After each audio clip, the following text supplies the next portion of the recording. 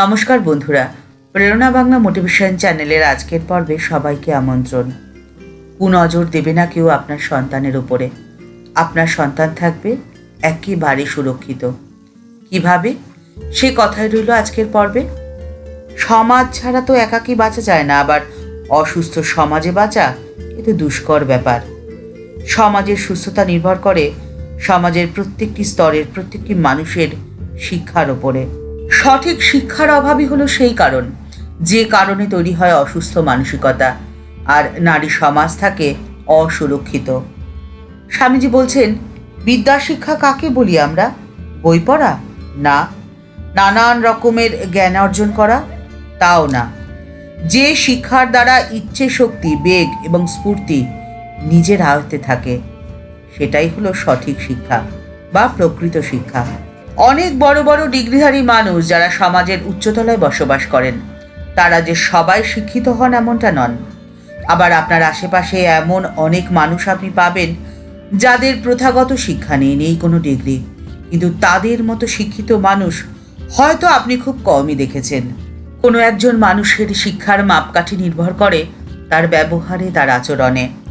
ঠাকুর এবং মা শারদা, তারা তো প্রথাগতভাবে শিক্ষিত ছিলেন না। প্রথাগতভাবে তারা ছিলেন নিরক্ষর, কিন্তু তাদের মতো শিক্ষিত এবং জ্ঞানী মানুষ আর তো নেই। তাদের শিক্ষায় শিক্ষিত হয়ে চলেছে প্রজন্মের পর প্রজন্ম। ঠাকুরের সাধনস্থল পুণ্যতীর্থ দক্ষিণেশ্বর, সেখানে একদিন উষার আলোকে দাঁড়িয়ে ঠাকুর গৌরীমাকে বলেছিলেন, দেখ গৌরী, আমি জল ঢালছি, তুই কাদা চটকা।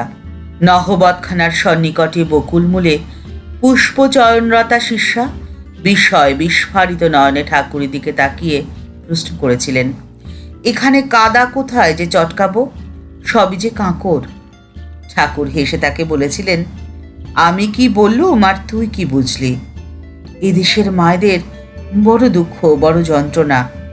তোকে তাদের মধ্যে কাজ করতে হবে, তাদের দুঃখ দূর করতে হবে।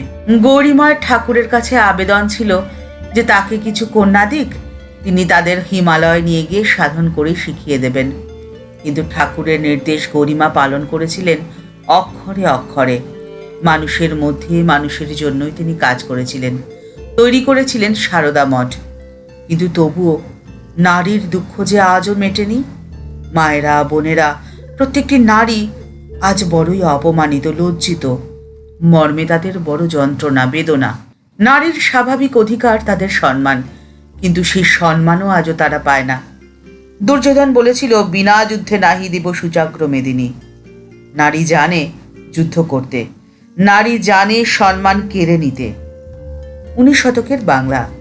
নারীর পায়ে তখন শত সহস্র বেরি পরানো। অনেক কন্যা সন্তানের পরে আবার যখন কন্যা ঘরে এলো, তখন তার ঠাকুমা তার নাম রাখলেন আশাপূর্ণা, অর্থাৎ পূর্ণ হলো সব আশা, মেয়ের স্বাদ পূর্ণ হয়েছে, আর নয়। অবহেলা শুরু সেই জন্মলগ্ন থেকেই। কিন্তু সেই কন্যা বড় হয়ে তার প্রাপ্য সম্মান কেড়ে নিয়েছিলেন। তাই তো কবিগুরু তাকে বলেছিলেন, আশাপূর্ণা তুমি সম্পূর্ণা। প্রতিবন্ধকতা শুরু নিজের পিতৃগৃহ থেকেই। লেখাপড়া শেখা বারণ। ভাইরা পড়াশুনো করত, আর সেই শুনে তিনি শিখেছিলেন বর্ণ পরিচয়। কিন্তু সেই আশাপূর্ণা দেবী সাহিত্যের সর্বশ্রেষ্ঠ পুরস্কার পেয়েছিলেন জ্ঞানপীঠ পুরস্কার। এছাড়াও সাহিত্যে রবীন্দ্র পুরস্কার, বিশ্বভারতীর দেশিকোত্তম পুরস্কার, পদ্মশ্রী উপাধি, কলকাতা বিশ্ববিদ্যালয় সহ অন্যান্য বহু বিশ্ববিদ্যালয়ের ডিলিট উপাধিতে ভূষিত হয়েছিলেন আশাপূর্ণা দেবী। কেড়ে নিয়েছিলেন নিজের প্রাপ্য সম্মান, প্রাপ্য অধিকার। 14 বছর বয়সে শ্বশুর বাড়িতে আসা, আর যে বাড়িতে বই পড়া ছিল ঘৃণ্যতম অপরাধ, সেখানে দাঁড়িয়ে তিনি উপন্যাস লিখেছিলেন। আমরা পেয়েছি সুবর্ণলতাকে, আমরা পেয়েছি বকুল কথাকে, আর তিনি পাশে পেয়েছিলেন তার স্বামীকে। আশাপূর্ণা দেবীর বড় ভরসা, বড় বিশ্বাসের স্থান ছিল তার স্বামী। সেদিনও ছিল আলোকোজ্জ্বল রাত। তার স্বামী তাকে বলেছিলেন, আজ আমার ইচ্ছে করছে সারা কলকাতা মোমবাতির আলো দিয়ে সাজিয়ে দেই। সেই রাত্রিতে তিনি সারা কলকাতা মোমবাতি দিয়ে সাজাতে পারেননি ঠিকই, কিন্তু তার ইচ্ছে পূর্ণ তিনি করেছিলেন। তিনি তার বাসগৃহটিকে মোমবাতি দিয়ে আলোকিত করে তুলেছিলেন। উদযাপন করেছিলেন আশাপূর্ণা দীপাবলি। কারণ সমস্ত বাধার প্রাচীর ভেঙে সাহিত্যের শ্রেষ্ঠ পুরস্কার পেয়েছিলেন আশাপূর্ণা দেবী, পেয়েছিলেন জ্ঞানপীঠ পুরস্কার। আশাপূর্ণা দেবীর স্বামী প্রমাণ করে দিয়েছিলেন যে নারীকে তার প্রাপ্য সম্মান, প্রাপ্য মর্যাদা দিলেই প্রকাশিত হয় পুরুষের প্রকৃত পুরুষত্ব। মা শারদার মধ্যে মহাশক্তিকে জাগিয়ে তুলেছিলেন স্বয়ং ঠাকুর রামকৃষ্ণ পরমহংসদেব। এই কথা সকলেরই জানা। মানুষকে সম্মান করার জন্য যেটা সব থেকে বেশি প্রয়োজন সেটা হলো মানসিক সবলতার। যারা মনের দিক থেকে দুর্বল তারা তো নিজেকেই সম্মান করতে পারে না, অন্য মানুষকে সম্মান কিভাবে করবে? আর দুর্বল মানসিকতাই হলো সেই কারণ যার জন্যে নারী সমাজের দিকে কুনজর ওঠে। জীবনে তো নানান সমস্যা রয়েছে, আর তা থাকবেও। সমস্যা যতই আসুক তা যেন কোনোভাবেই দুর্বলতাকে প্রশ্রয় না দেয়, সেদিকে কড়া নজর রাখা প্রয়োজন। একটা বিতর্ক মাঝে মাঝে সামনে চলে আসে, মানসিকভাবে শক্তিশালী থাকার জন্যে কি অর্থের প্রয়োজন? অর্থাৎ অর্থ উপার্জন বেশি করে করতে পারলেই কি মানসিকভাবে শক্তিশালী থাকা যায় বা সুখ শান্তি পাওয়া যায়, নাকি ধর্মের প্রয়োজন? কেউ কেউ বলেন যে ধার্মিক জীবনযাপন করতে পারলেই সুখে শান্তিতে থাকা যায় এবং মানসিকভাবে শক্তিশালী থাকা যায়। এর প্রকৃত উপায়টি কি?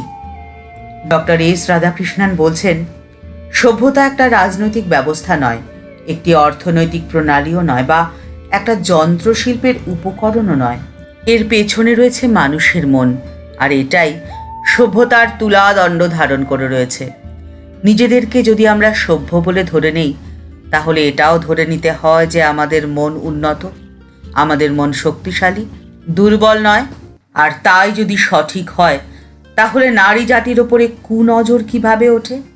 একটি সমীক্ষায় দেখা গেছে যে মানুষের ক্রোধ, লোভ, কাম, মোহ, ঈর্ষা প্রভৃতি যত রকমের সমস্যা রয়েছে, এই সমস্ত সমস্যার সমাধান ভোগ ব্যবস্থার মধ্যে দিয়ে করা সম্ভব নয়। অর্থাৎ অর্থের মধ্যে দিয়ে এই সমস্যার সমাধান হবে না, কারণ এগুলো প্রধানত মানুষের মনের মধ্যে তৈরি হয়। এগুলো তার মানসিক সমস্যা। আর মনস্তত্ত্ববিদরা বলেন যে মানুষের বাইরের যত সমস্যা রয়েছে অধিকাংশই তার মনেরই সমস্যা। কাজেই মানুষকে সমস্যা মুক্ত করতে হলে তার মনের ব্যাধির চিকিৎসা করা দরকার। বাইরের ওষুধ প্রয়োগ করে মনের ব্যাধি তো দূর হবে না।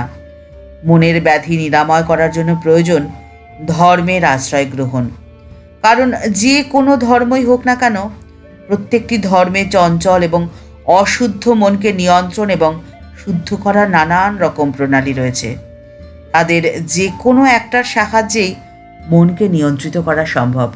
অর্থাৎ ঠাকুরের সেই চিরন্তন বাণী, তোমাদের চৈতন্য হোক। এই চৈতন্য জাগরণের বড় প্রয়োজন আজ। যে যে ক্ষেত্রেই কর্মরত থাকুন না কেন, প্রত্যেকে মানুষ তৈরির ব্রত যদি গ্রহণ করেন, তবে তো সমাজে সুস্থ মানসিকতার মানুষ তৈরি হবে। ডিগ্রি নয়, চাই মানুষ। বড় চাকরি, বেশি মাইনের থেকে বেশি দরকার প্রকৃত মানুষের, প্রকৃত শিক্ষিত মানুষ।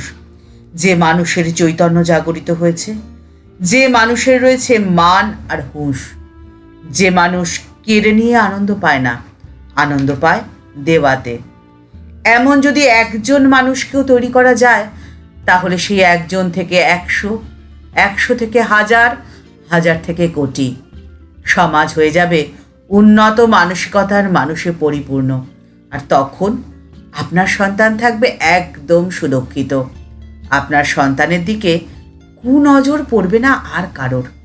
এই আশা করি আজকের পর্ব এখানেই শেষ করছি। পরের পর্বে দেখা হচ্ছে। ঠাকুর, মা ও স্বামীজির চরণে জানাই আভূমি লুণ্ঠিত প্রণাম। ভিডিওটি যদি ভালো লেগে থাকে তাহলে তা শেয়ার করার অনুরোধ করছি। আর এই চ্যানেলটি ভালোবেসে যারা আপন করে নিয়েছেন তাদের জানাই ভালোবাসা, শ্রদ্ধা ও প্রণাম।